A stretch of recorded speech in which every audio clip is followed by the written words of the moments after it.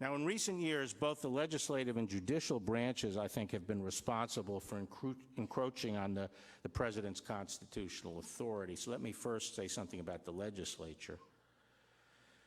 As I've said, the framers fully expected intense pulling and hauling between Congress and the executive. Unfortunately, just in the past few years, we have seen these conflicts take on an entirely new character.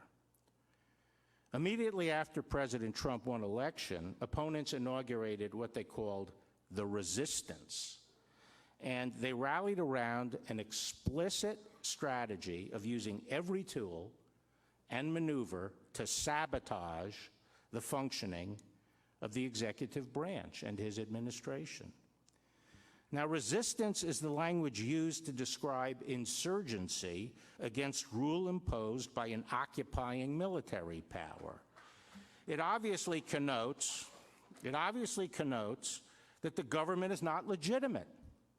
This is a very dangerous and indeed incendiary notion to import into the politics of a democratic republic.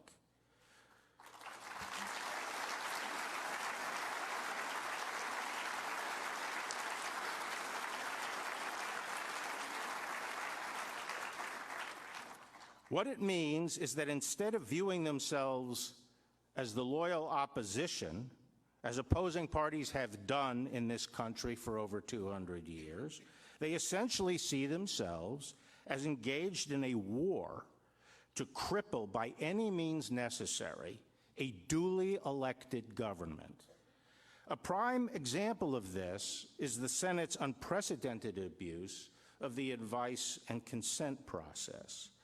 The Senate is, of course, free to exercise that power to reject what it deems to be unqualified nominees. But that power was never intended to allow the Senate to systematically oppose and draw out the approval process for every appointee so as to prevent the president from building a functional branch of government.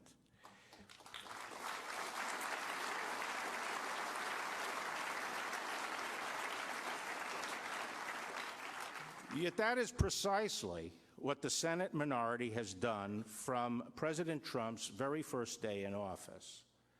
As of September of this year, the Senate has been forced to invoke cloture on 236 Trump nominees, each of those representing its own massive consumption of legislative time meant only to delay the inevitable confirmation. How many times was cloture invoked on nominees during President Obama's administration? 17 over 8 years. And how about the second President Bush's first term? 4 times. It is reasonable to wonder whether a future president will actually be able to form a functioning administration if his or her party does not hold the Senate. Now, Congress in recent years has largely abdicated its core function of legislating on the most pressing issues facing the nation. They either decline to legislate on major questions, or if they do, they punt the most difficult and critical issues by making broad delegations to a modern administrative state that they increasingly seek to insulate from presidential control. This phenomenon first arose, as we all know, in the wake of the Great Depression, as Congress created a number of so-called independent agencies and housed them, at least nominally, in the executive branch. More recently, the Dodd-Frank Act's creation of the CFPB, a single-headed independent agency that functions like a junior varsity president for economic regulation, is just one of many examples.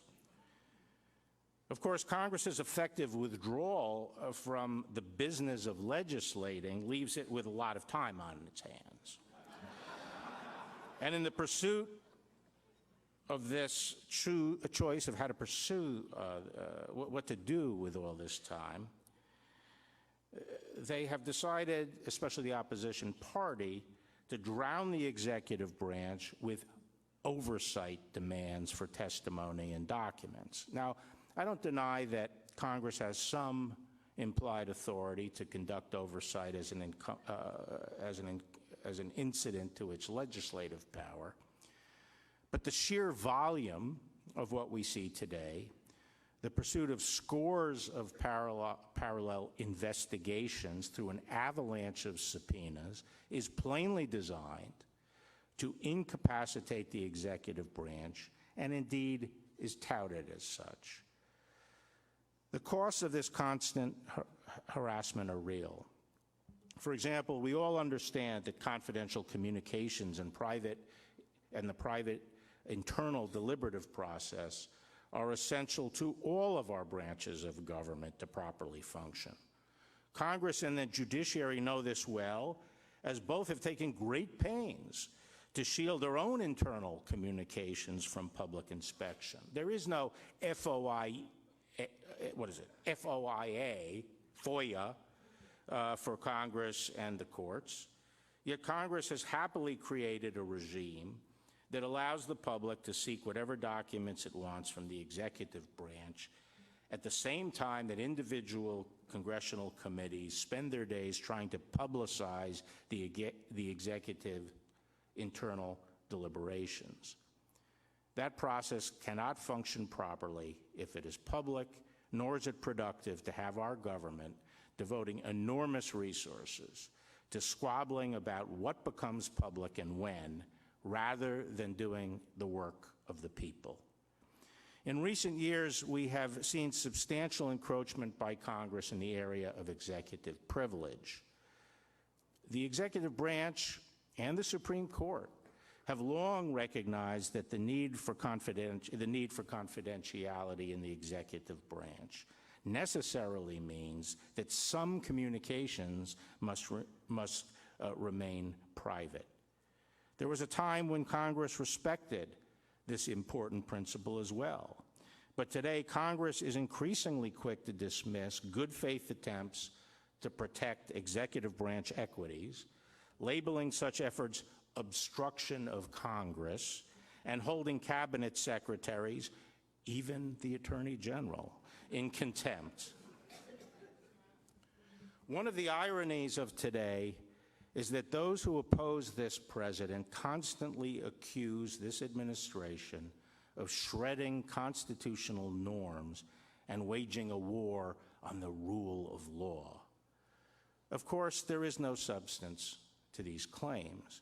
When I ask my friends on the other side, what exactly are you referring to? I usually get vacuous stares and sputtering about the travel ban or some such thing. The fact is that, yes, while the president has certainly thrown out the traditional Beltway playbook and punctilio, he was upfront about what he was going to do, and the people decided they wanted him to serve as president.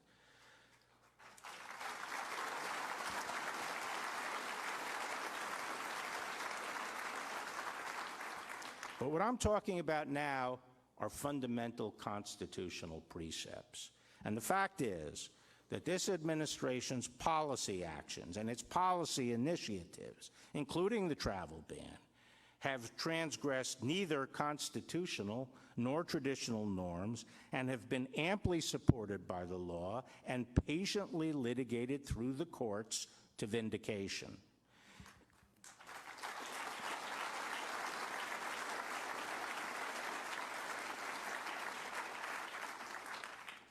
Indeed, measures undertaken by this administration seem a bit tame when compared to some of the unprecedented steps taken by the Obama administration's aggressive exercise of executive power. And I say that as someone who admires a muscular executive. The fact of the matter is that in waging a scorched earth, no-holds-barred war of resistance against this administration, it is the left that is engaged in the systematic shredding of norms and undermining the rule of law. Yeah.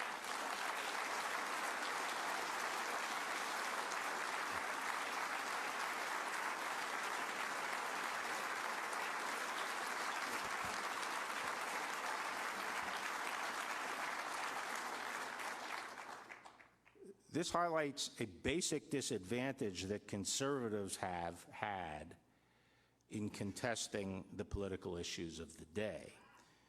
It goes back to the beginning of the Republic.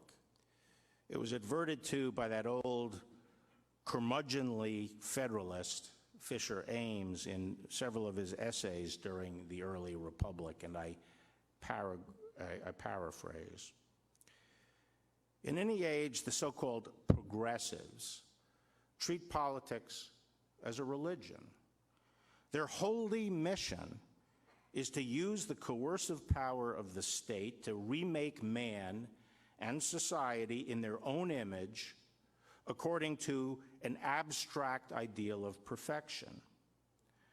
Whatever means they use are therefore justified because, by definition, they are virtuous people pursuing a deific end. They are willing to use any means necessary to gain momentary advantage in achieving their end, regardless of the collateral consequences and the systemic implications. They never ask whether the action they take could be justified as a general rule of conduct equally applicable to all sides. What would we think if the shoe were on the other foot?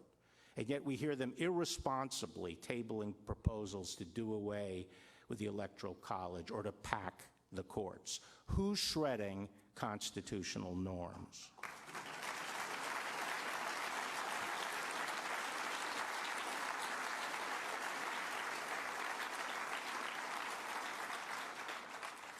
Conservatives, on the other hand, do not seek an earthly paradise. We are interested in preserving over the long run the proper balance of freedom and order necessary for the healthy development of natural civil society and individual human flourishing.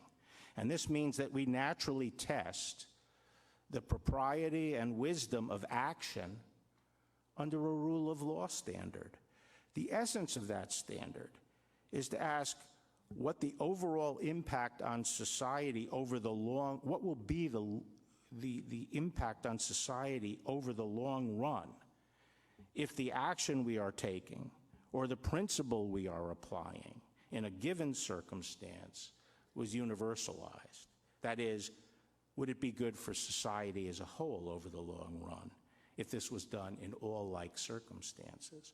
That's what rule of law is about, and that is inherent in the conservative project.